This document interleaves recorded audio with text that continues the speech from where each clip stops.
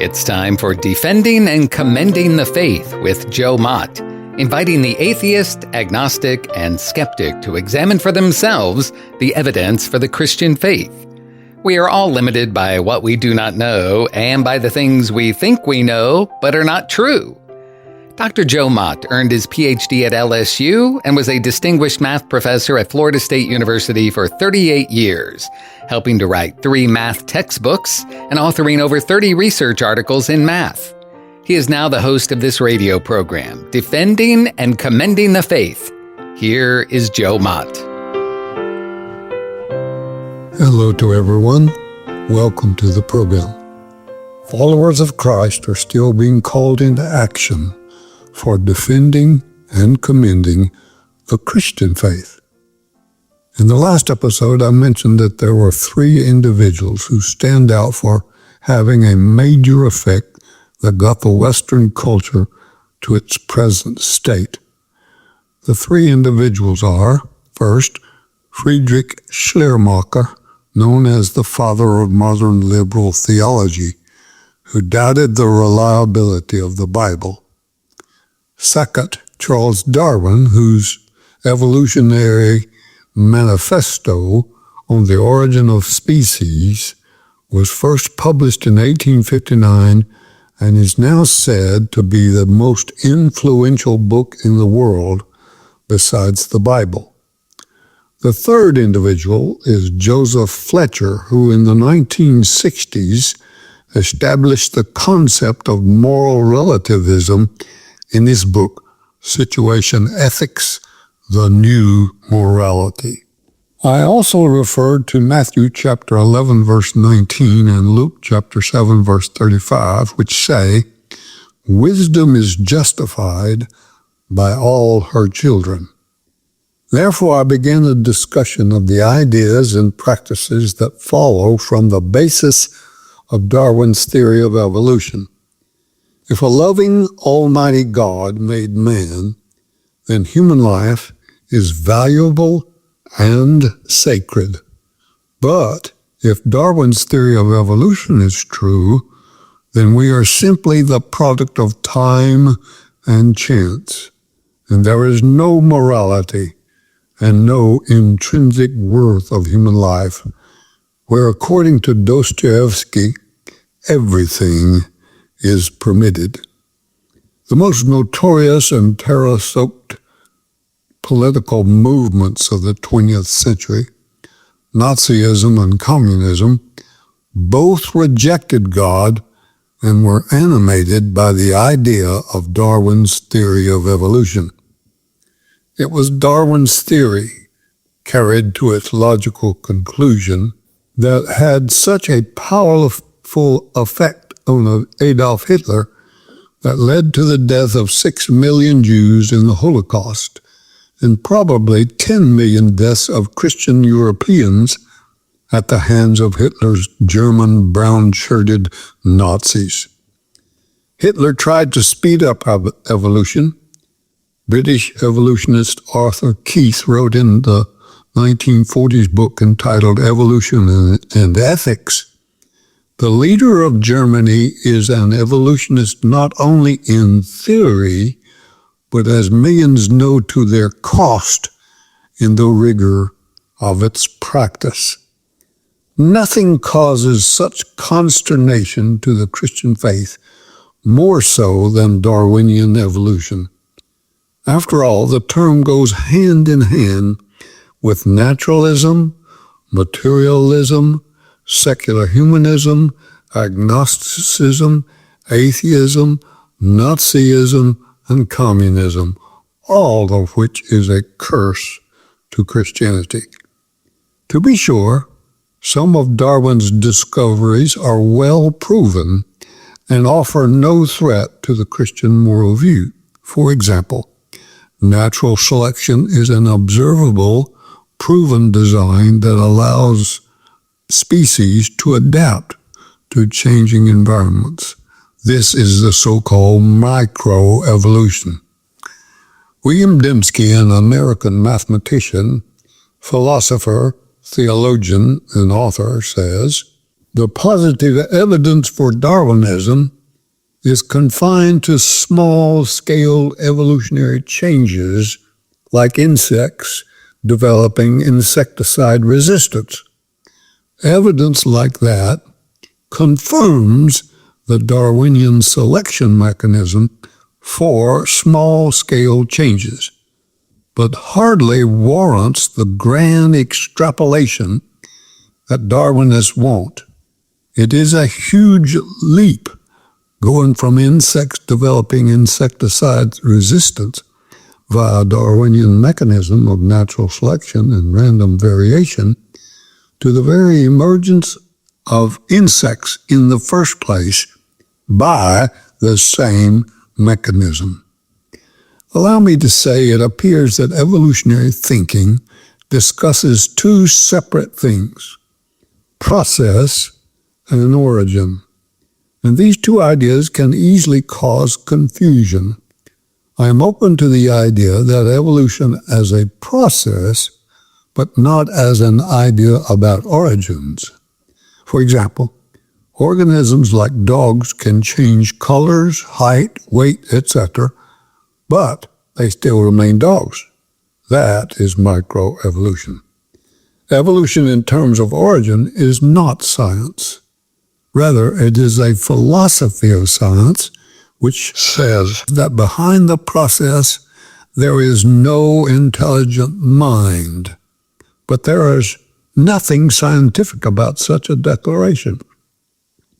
Evolution in terms of origin says everything happens by chance. One of the dilemmas of evolutionary theory is that it forces people to conclude that the cosmos, in all of its complexity, came into being by chance.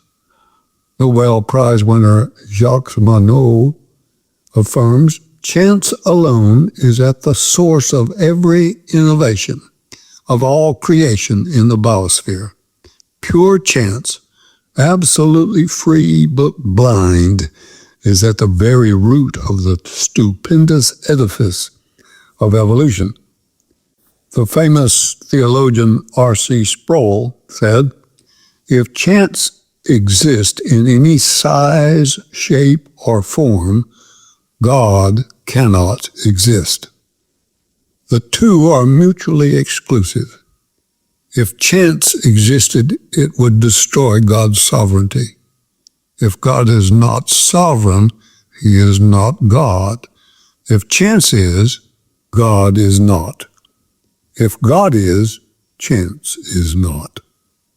Orderliness of the universe points me to conclude that there is, in fact, an intelligent mind behind it all. Fraud is especially a problem to support Darwinism, and especially in this field, it tends to take decades to root out fraud. Hundreds of well-documented cases of fraud have been discussed in the literature. For example, Jerry Bergman, Evolution's Blunders, Frauds, and Forgeries, and Adler, Stories of Hoaxes in the Name of Science.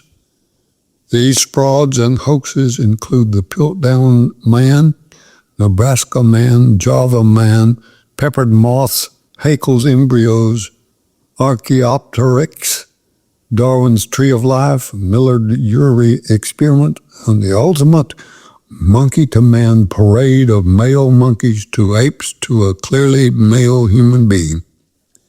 Number one, the Piltdown Man. In the early 20th century, fragments of a supposed missing link were discovered in Piltdown, England. These fossils were later revealed to be a deliberate hoax, combining the skull of a human and the jaw of a orangutan. Second, the Nebraska Man. This was based on a single tooth found in Nebraska in the early 1920s. Evolutionists came up with a complete skeleton, initially thought to be from an early human ancestor. It was later identified as belonging to an extinct pig species alleged to be 6 million years old. This type of pig was found alive in Paraguay in 1972. Third, Haeckel's embryos. In the late 19th century, Ernst Haeckel famously gave sketches of the embryos of a fish, salamander, tortoise, chick, hog, calf, rabbit, and a human. The point of the sketches is to show how similar the embryos are. That is supposed to demonstrate that humans share a common ancestry with these animals and thus prove the theory of evolution. Darwin said that the similarity was by far the strongest single class of facts in favor of his theory. But it turns out that Darwin was misled.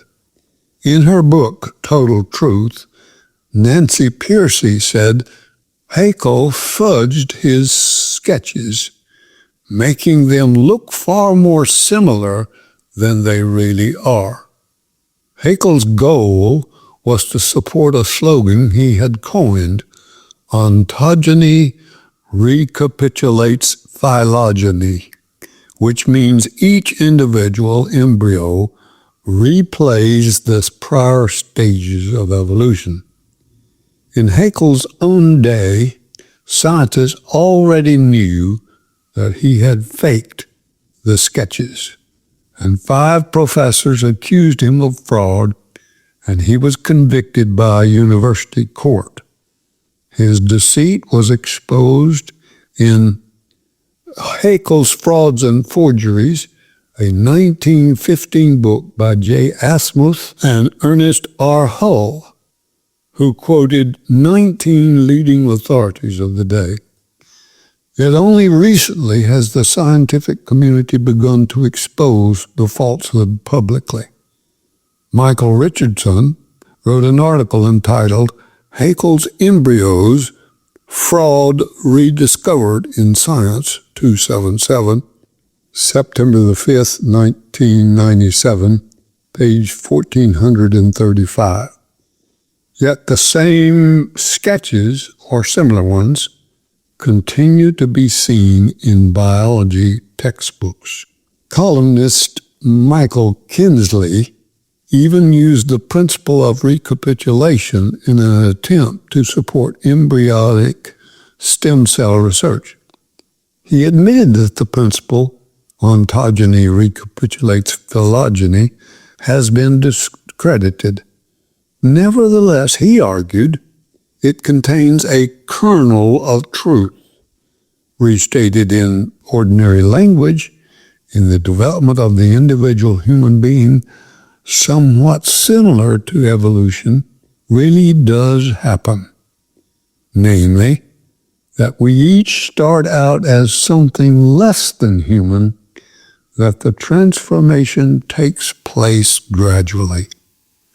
I don't have a clue of what Kinsley means. But if a principle is false, then restating it in everyday language does not make it true. Biologically speaking, it is simply incorrect to say that we all start out as something less than human. The embryo is human from day one, a viable organism whose identity and preciousness remain intact as it develops. It is no coincidence that Haeckel, with his low view of life in the womb, is often considered a progenitor of Nazism who killed people right and left. But it is odd that a contemporary liberal columnist would resurrect the long debunked argument of a fraudulent, racist German scientist. Fourth, the Java Man. Initially presented as a key link between humans and apes, Java Man was later shown to be the remains of a Homo erectus, not a missing link as originally claimed. Fifth, Neanderthal Man. After a skull was discovered in Neanderthal Valley in 1856, evolutionists suggested the Neanderthals were primitive ape men. To make matters worse, the skull was dated at 36,000 years old, allowing it to fit neatly into the evolutionists' timeline between Neanderthals and modern man. Later it was discovered that the fossil was actually the remains of a modern man afflicted with rickets and osteoporosis. Allow me to close this episode by reminding you, exercise daily, walk with God.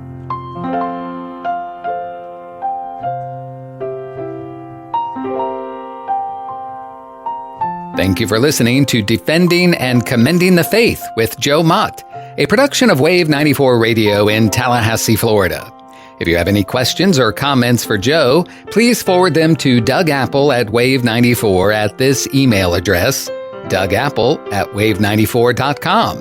And be sure to join us every Monday evening at 6:45 p.m. on Wave 94 and subscribe through your favorite podcast app. Defending and Commending the Faith with Joe Mott.